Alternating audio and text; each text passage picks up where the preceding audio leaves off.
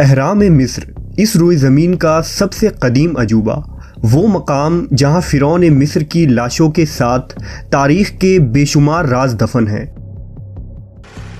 ہزاروں سال پرانا یہ اہرام کیا خلائی مخلوق کی تعمیر ہے؟ کیا یہ اہرام طوفان نوح کے وقت بھی موجود تھا؟ حضرت موسیٰ علیہ السلام کے وقت کے فرعون سے اس اہرام کا کیا تعلق ہے؟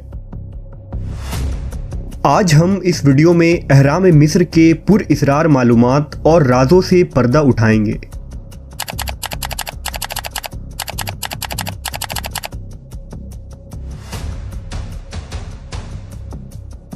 مصر قدیم دور کا ایک ایسا ملک ہے جو اپنے اندر دفن پر اسرار رازوں اور حیرت انگیز تعمیرات کی وجہ سے مشہور ہے۔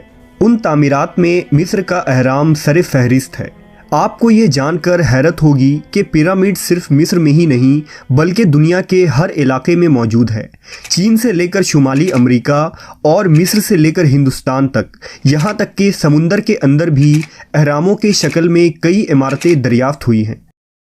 مصر میں 100 سے زیادہ اہرام موجود ہیں، جن میں قاہرہ کے غزہ کے مقام پر 3 اہرام دنیا کے عجائبات میں پہلے نمبر پر شامل ہے۔ یہ اہرام دراصل قدیم مصر کے ان فرعونیوں کا مقبرہ ہے جو خود کو خدا قرار دیتے تھے اور مصر پر حکومت کیا کرتے تھے۔ ان اہرام کو ان فرعونیوں نے ہی تعمیر کروایا تھا تاکہ مرنے کے بعد وہاں ان کی لاشوں کے ممی کو محفوظ کیا جا سکے۔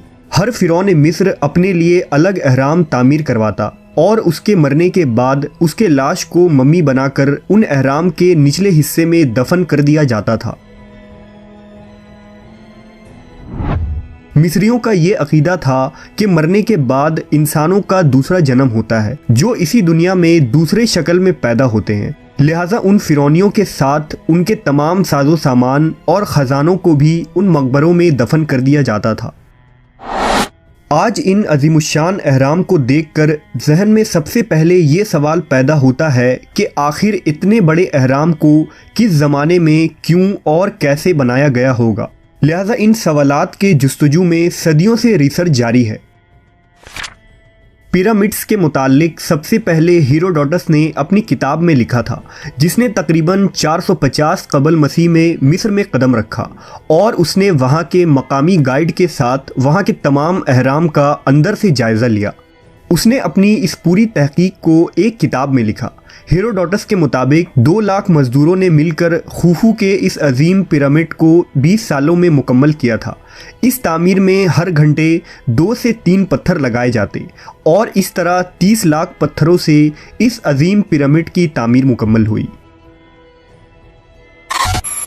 کہتے ہیں کہ قدیم دور سے ہی مصریوں کی مقامی آبادی ان اہراموں کے قریب نہیں جاتے تھے، یہاں تک کہ وہ ان اہرام کے قریب سے گزرنے پر بھی احتیاط کیا کرتے تھے، کیونکہ ان کے عقائد کے مطابق یہ دیوتاؤں اور فرعونیوں کا مسکن تھا جہاں ان کی روحیں رہا کرتی تھیں۔ سوچنے والی بات یہ ہے کہ ان عظیم اہراموں کو 3500 سال قبل کیسے تعمیر کیا گیا ہوگا، جب ٹیکنالوجی اور مشین بھی موجود نہ تھی، جبکہ آج کے جدید مشینوں کا سہارا لے کر بھی ایسے پیرامڈز بنانا ناممکن ہے۔ یہ اہرام 13 ایکڑ زمین پر پھیلا ہوا ہے، جس کی بلندی 450 فٹ ہے۔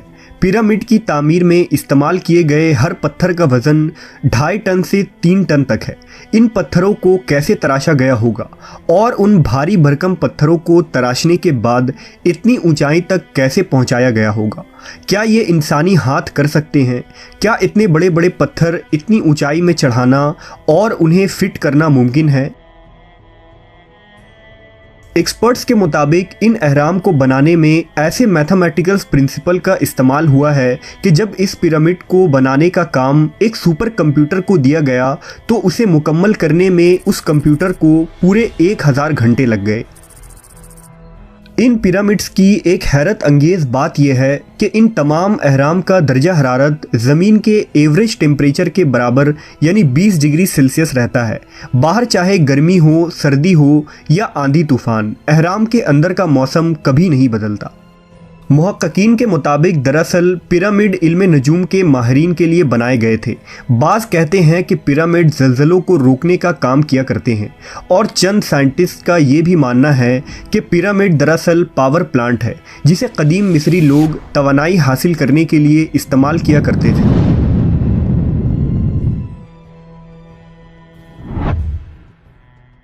سال 1987 میں الیکٹریکل انجینئر اور انوینٹر ڈاکٹر جو پارک نے گریٹ پیرامڈ پر جا کر کچھ تجربے کیے، جس میں انہوں نے پیرامڈ کے الیکٹریکل، میگنیٹک اور ریڈیو ایکٹیو انرجی کو ناپا اور یہ نتیجہ نکالا کہ ان اہرام کے آس پاس ایک انرجی فیلڈ ہے جس سے ہائپر اسپیس میں جایا جا سکتا ہے۔ فزکس کی تھیوریز بھی یہ کہتی ہے کہ اس کائنات کے کل 6 ڈائمنشنز ہیں، اور یہ ڈائمنشن اپنے آپ میں ایک الگ دنیا ہے جہاں ان پیرامڈز کے ذریعہ سفر کیا جا سکتا ہے۔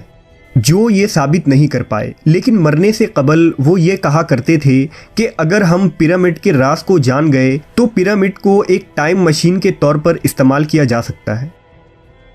سال 2020 میں اسپیس ایکس اور ٹیسلا کے مالک ایلون مسک نے اہرام مصر کو لے کر یہ دعویٰ کیا کہ انہیں ایلینز نے بنایا ہے، جس کے بعد انٹرنیٹ پر طرح طرح کی چرچائیں شروع ہو گئی تھیں۔ اس طرح ایلینز پر ریسرچ کرنے والے ایک گروپ نے یہ بھی دعویٰ کیا کہ اہرام مصر میں دفن لاشیں مارس سے آئے خلائی مخلوق کے ہو سکتے ہیں۔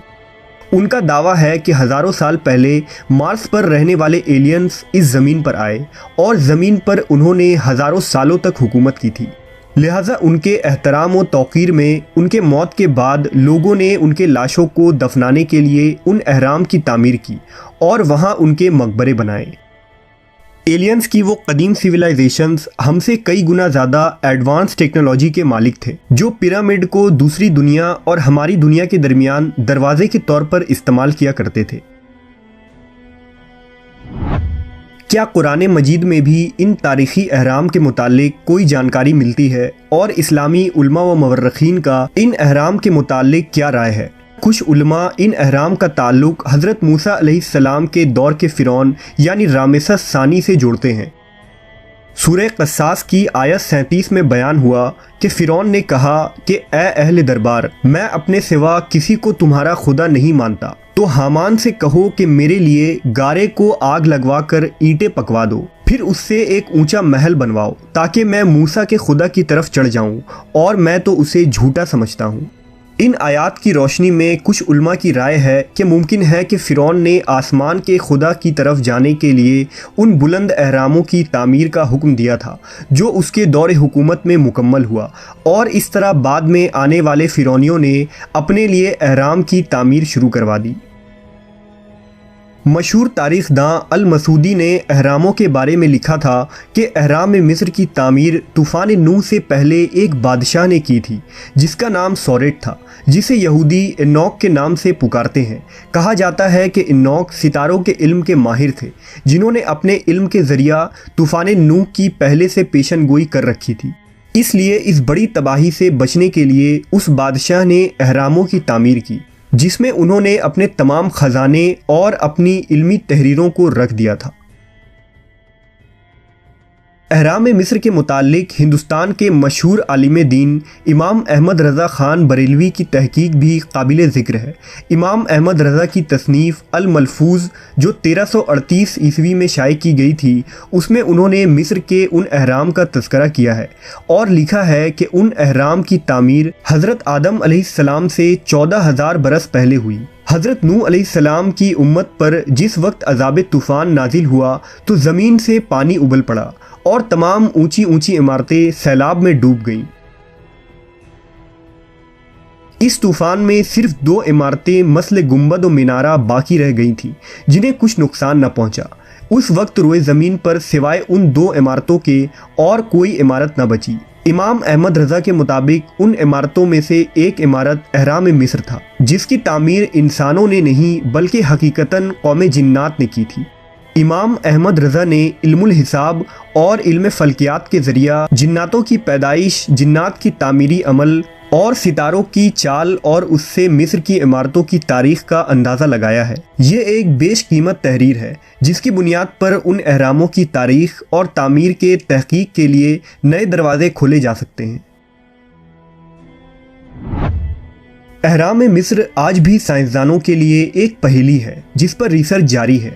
इन पिरामिड्स में मौजूद सैकड़ों दरवाजे और मकबरे ऐसे हैं जिनकी दरियाफ्त अब तक बाकी है।